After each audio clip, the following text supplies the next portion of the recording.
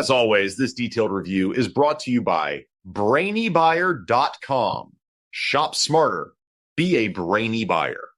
Okay, so we're comparing the Charbroil Classic 2-burner and the Weber Q1200, both propane grills.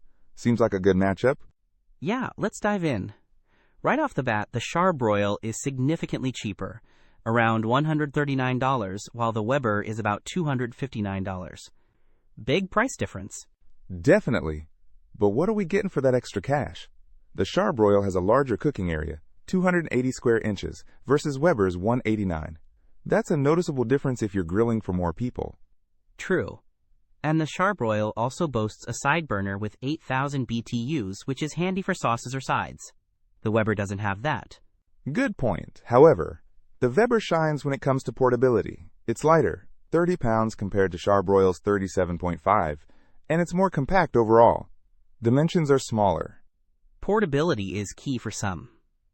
The Weber also has electronic ignition, which is a nice feature, and people seem to really love the heat control. The Charbroil just has standard control knobs.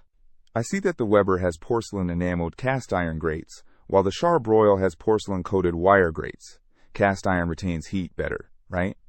Exactly, and the Weber comes fully assembled, which is awesome.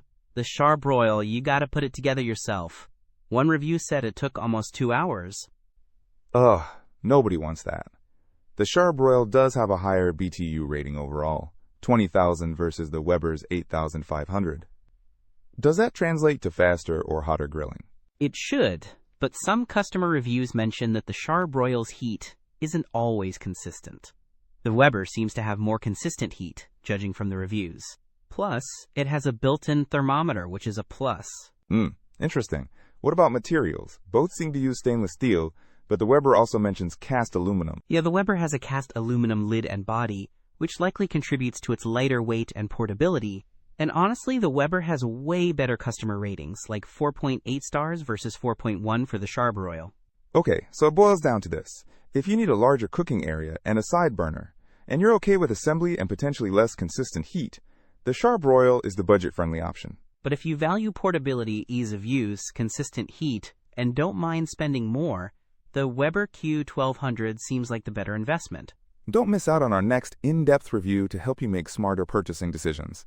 Hit that subscribe button and the notification bell so you're always in the know.